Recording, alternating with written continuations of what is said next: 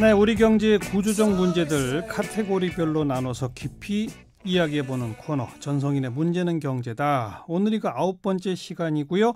마지막 시간입니다.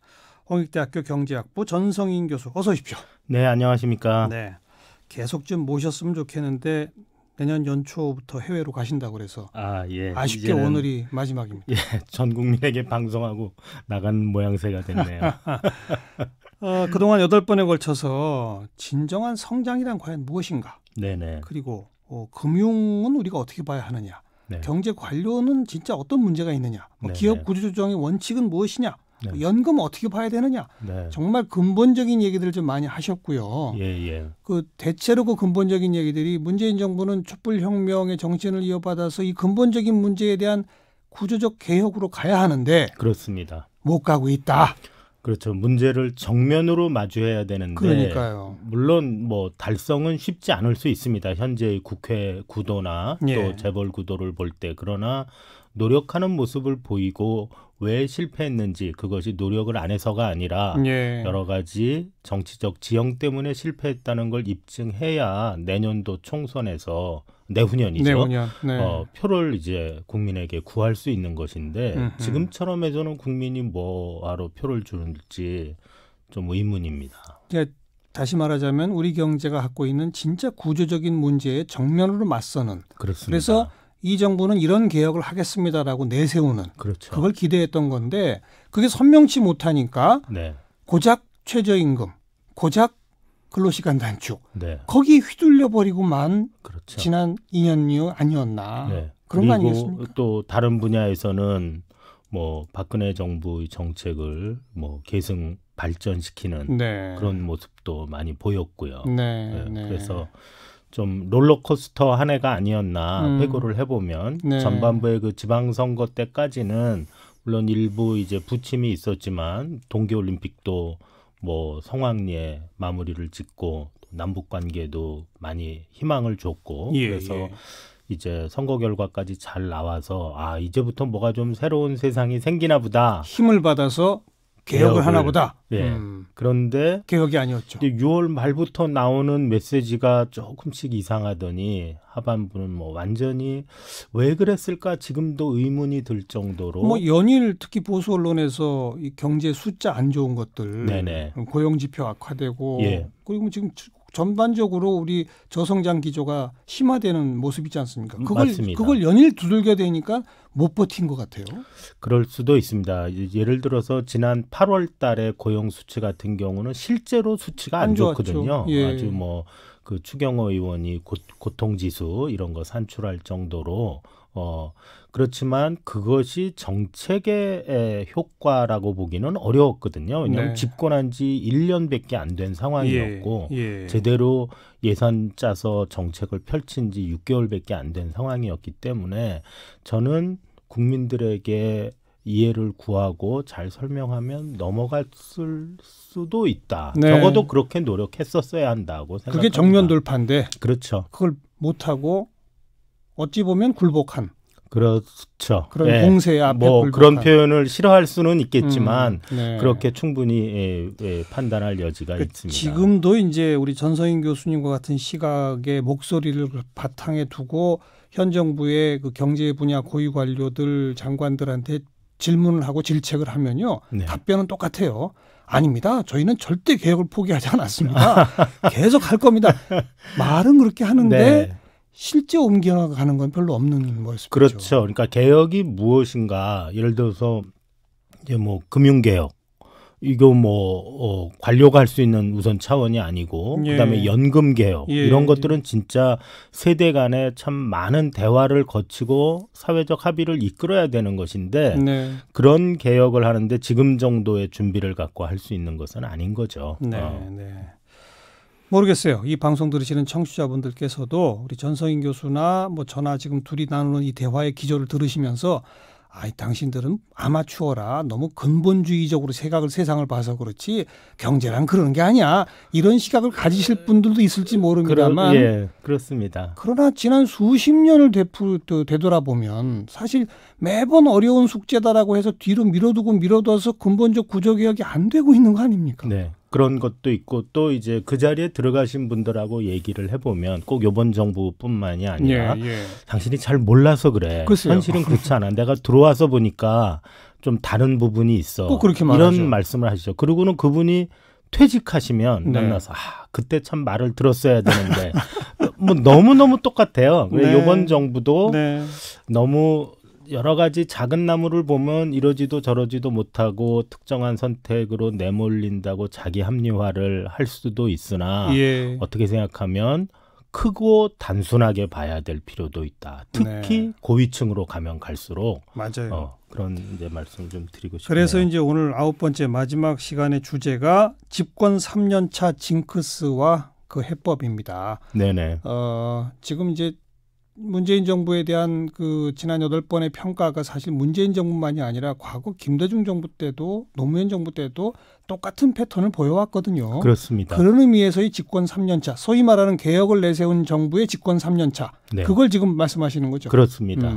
심지어는 박근혜 정부조차도 처음에 경제 민주화를 얘기를 했었습니다. 물론 너무 빨리 이제 깃발을 걷어들였지만 그러니까 박근혜 정부조차도 그 대통령의 딸이라는 그런 이제 후광까지 있는 거기서조차도 집권 3년 차가 되면 서서히 그 통치 기반이 붕괴하기 시작하거든요. 박근혜 정부 때는 조금 더 빨리 붕괴했죠.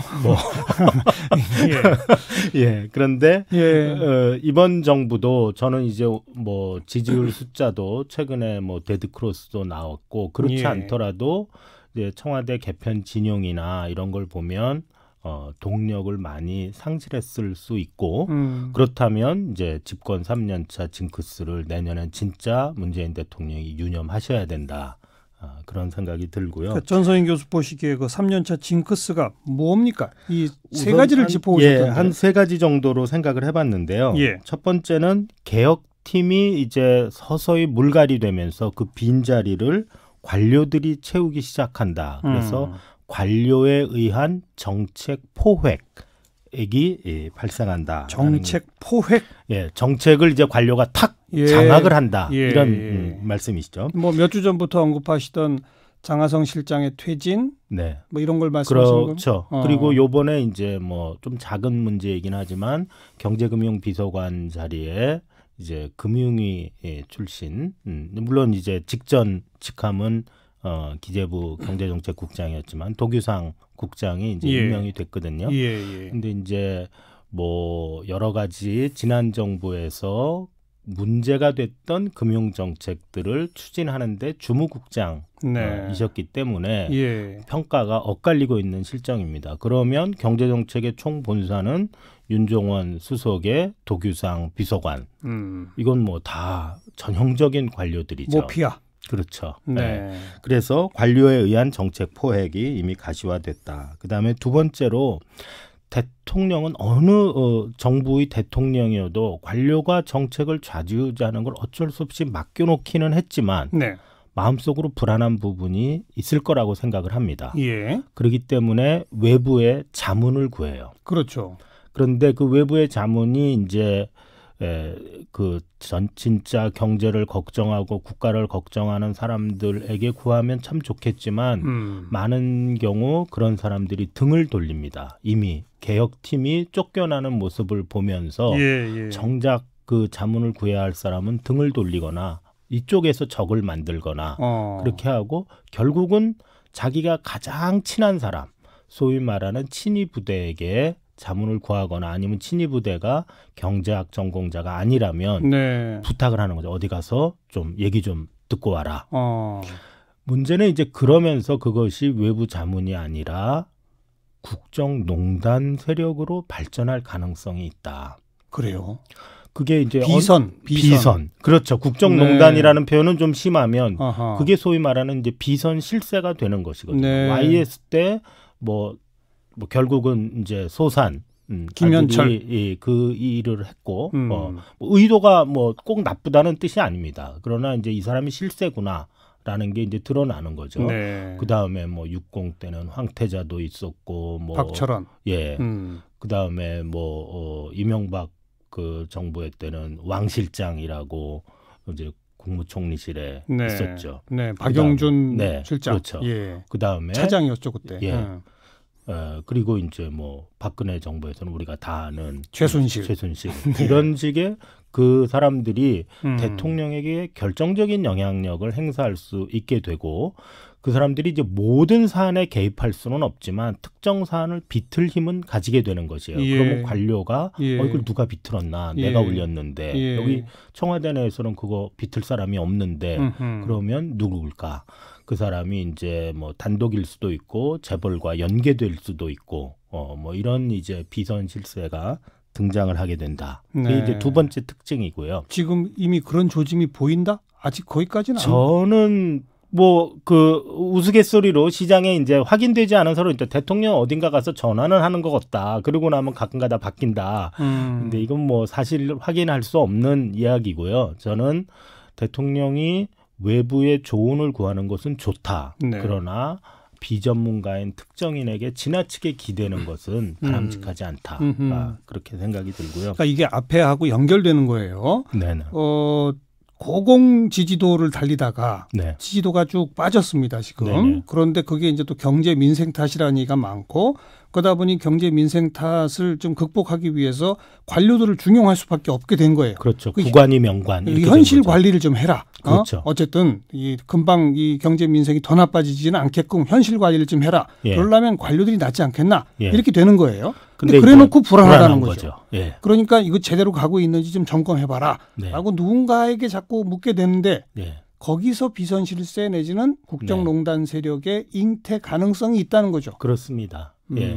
그리고 그분들이 꼭 나쁜 의도가 아닐 수도 예, 있어요. 예. 예. 그런데 이제 어쨌든 간에 관료와 이제 어느 정도 일부 충돌을 하게 되면 네. 서로가 서로의 힘을 알게 되고 그러면 대부분의 경우 둘이 결탁을 하게 됩니다. 관료는 그래 이거는 내가 네 힘을 인정할게. 이번 사안 네가 이렇게 원해? 그럼 내가 이거는 빠질게. 또 반대로 저쪽도 관료가 이거는 자기네 뭐 사생 결단으로 조직 때문에 한다. 그럼 거기서는 빠져주고 이렇게 네. 하면서 서로 네. 뒤를 봐주는 등을 긁어주는 이런 이상한 모양새가 될 수도 있고 결국은 대통령이 고립되는 어허. 그런 문제가 생길 수도 있고요. 네. 그다음에 이제 세 번째는 공직사회의 부패가 만연할 가능성이 있다. 그것도 왜 그렇습니까? 그거는 이제 대통령 선거를 한번 치르면 험한 분들이 이제 주변에서 본인이 대통령 당선자 본인이 알기도 하고 모르기도 하면서 이제 많은 사람들의 도움을 받죠. 그리고 그 사람들 머릿속에는 다 어떤 뭐 아이디얼한 그런 숭고한 이상만으로 대통령 당선을 돕는 것은 아니거든요. 뭐 자리를 탐하시는 분들도 그렇죠. 많이 예, 생기겠죠. 예, 세속적인 이익이 예, 예. 뭐 앞에서 어른어른 할 수도 있고. 예. 그런데 정권 초기에는 낙하산 인사들이 진행되고 있기 때문에 이렇게 나서서 뭘 행동 거지를 방탕하게 할 생각이 없습니다. 네. 그러다가 어쩌면 나한테 차례가 올지도 몰랐는데 그런 거 꼬투리 그렇죠, 때문에 그렇죠. 안 될 수도 있고 누구 돈도 잘 안 받고 음주운전도 안 하고 예, 예를 들면 예. 아주 이렇게 조용히 살죠. 그러면서 혹시나 이제나 저제나 하다. 그런데 이제 하나 둘씩 낙하산 인사 자리가 다 채워지고 나면 야 이건 나 이번 정부에서 돌아오는 게 없네. 예, 돌아오는 게 없네. 그러면 뭐 딴 거라도 해서 챙겨야 되겠네. 그러면 내가 내 살 길은 내가 찾아야 되겠다. 그러면서 이제 명함 돌리기 시작하고 뭐 나 누구랑 가깝다 이러면서 이제 네. 뭐 알선도 하고 예. 뭐 해결도 해주겠다고 하고 예. 또 관료는 관료대로 이거 보니까 뭐 게임 끝난 것 같다. 그러면 뭐 딴 쪽에서 법인카드 받아다가 쓸 수도 있고 그런 꼭 그렇게 금전적으로 타락하지 않더라도 정책이 타락할 수가 있죠. 그렇죠. 저쪽이 집권 가능성이 높으면 내가 말 들어주는 식으로. 그렇죠. 여기다 이제 슬슬 네. 그 안 보이는 곳에다가 그런 정책을 끼워놓고 그러면서 집권 알겠습니다. 3년 차가 흘러갈 수가 있다. 관료들의 정책 포획. 개혁팀의 물갈이가 첫 번째고 네. 그게 이제 국정농단 채널의 등장으로 이어질 우려가 있고 공직사회 부패가 만연할 우려도 있다. 네. 과거 많이 봐온 모습들을 그렇습니다. 지금 정리해 주신 거고 현재 문재인 정부가 그런 모습을 보이고 있다는 얘기는 아직은 아닌 거예요. 그렇죠. 근데 그럴 우려가 있다는 얘기죠. 네. 네. 그러면 이걸 막을 수 있는 방법이 있습니까? 저는 뭐 할 수 없습니다. 이건 부패의 문제이기 때문에 경제정책의 문제라기보다 민정수석실이 제 기능을 해야 된다. 오늘도 하루 종일 국회 운영위원회에서 뭐 이런저런 말이 나왔지만 저는 그거는 약과라고 생각해요. 네. 앞으로는 그거보다 훨씬 더 큰 그야말로 본질적인 문제들이 어쩌면 튀어나올지도 모르기 그렇죠. 때문에 친인척 비리라든지 아니면 비선 실세 통제라든지 예. 아니면 관료들의 부패라든지 예. 다 반부패 비서관이나 민정비서관 또는 뭐 민정수석이 예. 관심을 굉장히 그 집중된 가운데 그렇죠. 경계심을 가지고 처리해야 스캔들 없이 넘어가지. 네. 뭐 친인척이라고 봐주고 이 사람 뭐 옛날에 같이 고생했던 사람이라고 봐주고 그러다가는 맞아요. 정권 자체가 큰일 난다.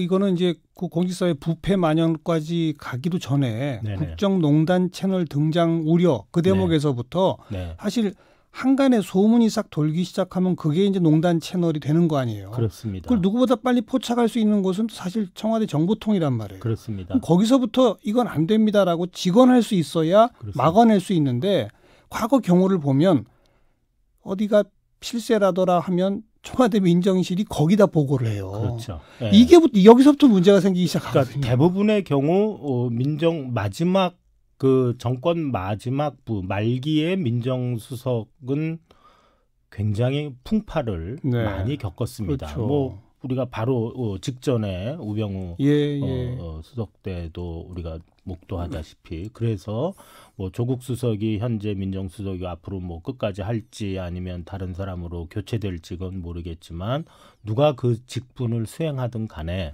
그 사람은 아주 마음을 단단히 먹고 내가 이렇게 하는 게 야멸찬 것 같지만 사실은 맞아요. 정권을 살리는 길이다. 네. 이런 생각을 가지고 해야 되고 또 경제정책과 관련해서도 대통령은 여러 군데에서 자문을 얻어야 된다. 그렇죠. 한 사람 말만 계속 들으면 원튼 원치 않든 그 사람이 비선 실세로 떠오를 수밖에 없고 사람이 누구나 자기가 감당할 수 없는 권력을 손에 쥐면 함부로 쓰기 너무 쉽거든요. 네. 그것을 통제할 수 있을 정도의 인격을 가진 사람은 많지 않습니다. 대통령은 이제 수많은 이제 눈들이 지켜보고 있으니까 그렇죠. 그 무시무시한 권력을 통제하지만 비선 실세의 권력은 잘못하면 통제가 안 될 수가 맞아요. 있거든요. 네. 허기대 전서인 교수가 문재인 정부에게 주는 2차 시사기를 통해서는 마지막 고언이었습니다. 그렇습니다. 정권의 승리, 정권의 성공, 나라의 성공을 위해서 3년 차에 꼭 경계해야 할 3가지 징크스를 짚어주셨네요. 네. 그동안 수고 많으셨습니다. 고맙습니다. 네, 감사합니다. 홍익대학교 전성인 교수였습니다.